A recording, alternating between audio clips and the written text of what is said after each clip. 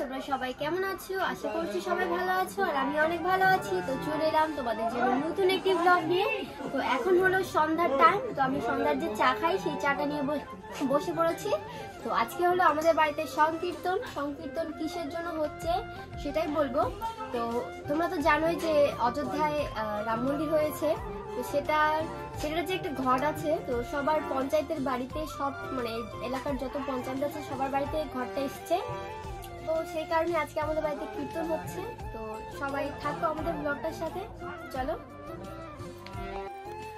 তো আমাদের বাড়িতে তো রাধাকৃষ্ণর মন্দির আছে, তো প্রায় আমাদের বাড়িতে কীর্তন হয়, এরকম শঙ্খ আমরা করি সংকীর্তন। তো আজকে এই ঘরটা নিয়ে এসেছিল, অনেক দিন আগেই নিয়ে আসা হয়েছিল। তো অন্যান্য বাড়িতে কীর্তন করা হয়েছে, তো আজকে আমাদের বাড়িতে সেই কীর্তনটা হবে। তো দেখো মা এখানে পুজোর যে লাগবে যে জিনিসগুলো সেগুলো রেডি করে নিয়েছে। তো আমাদের কীর্তন শুরু হয়ে গেল।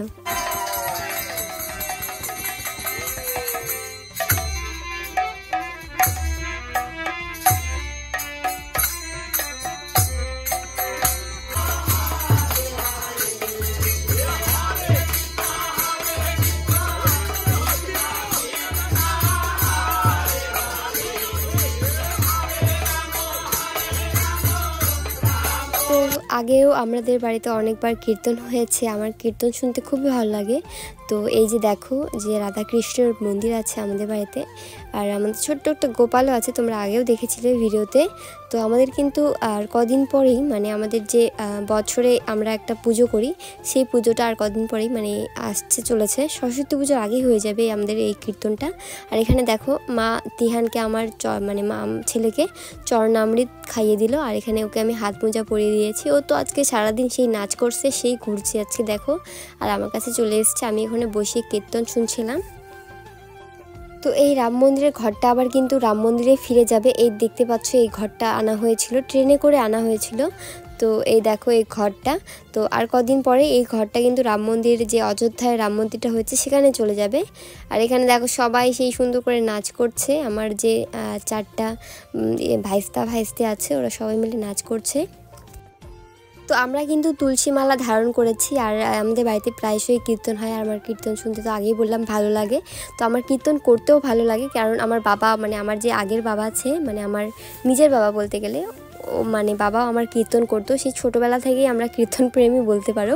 তো এই দেখো এখানে আমাদের প্রসাদ বানানো হচ্ছে, এটা হচ্ছে বাঁধাকপির ঘন্ট হচ্ছে আর খিচুড়ি হচ্ছে। তো এখানে আমার একটা ঠাম্মি এসছে, ও রান্না করছে। ঠাম্মিটা কিন্তু খুব সুন্দর খিচুড়ি রান্না করেছে, আমার দারুণ লেগেছিল। তো দেখো এই যে খিচুড়িটা রান্না করছে। তো এই যে কীর্তনের প্রসাদ খেতে কিন্তু আমার দারুণ লাগে, মানে মনে হয় অমৃত খাচ্ছি। আর এদিকে দেখো তিহান আমাকে বারবার গিয়ে মানে তিলক করে দিচ্ছিল। তো দেখো ও কিন্তু অনেকবার গেছে আর আসছে, আর আমাকে এভাবে তিলক করে দিচ্ছে। আর আমরা যে বসছিলাম না তার চারপাশে ঘুরে বেড়াচ্ছিল, আর খুব নাচও করছিল। ও মানে আজকে জমিয়ে নাচ করছে কীর্তনের তালে তালে। আমরা তো এমনিতেই কীর্তন প্রেমী, আমাদের সবাই কীর্তন করে একটু একটু জানি। তো ও মানে এত কীর্তন প্রেমী হয়ে গেছে এখন থেকেই, বলার বাইরে। তো চলো আমাদের বাড়ির কীর্তন একটু শুনতে থাকো।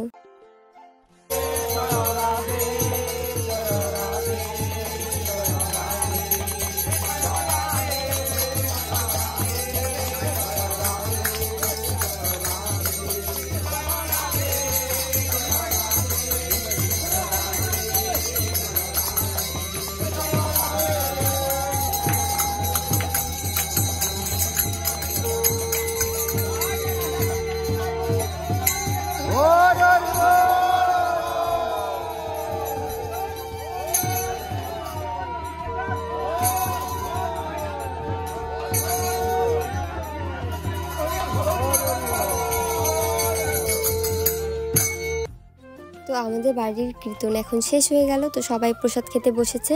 দেখো সবাই প্রসাদ নিচ্ছে, আর প্রসাদ কিন্তু অসাধারণ হয়েছে সবাই বলছিল। আমাদের বাড়িতে কিন্তু ছোটো মোটো কীর্তন হইলেই অনেক লোক আসে, মানে অনেকে আসে। তো আজকে আবার মানে ছিল যে রাম মন্দির মানে অযোধ্যার রাম মন্দিরের ঘর এসেছে, তো অনেক লোক এসেছে আমাদের বাড়িতে। আর প্রসাদও সেই সুন্দর হয়েছে, মানে খুব ভালো হয়েছে সবাই বলছিল। তো আর এই দেখো সবাই বসে পড়েছে প্রসাদ নেওয়ার জন্য, আর লাস্ট আমরাও বসে পড়লাম। তো আমি দেখাচ্ছিলাম খিচুড়িটা তোমাদেরকে। তো আমার তো খিচুড়িটা খুবই ভালো লেগেছে, মানে প্রসাদ বললাম না, প্রসাদ খেলেই অমৃত লাগে। তো চলো খাওয়া দাওয়া করি, তারপর দেখা হচ্ছে।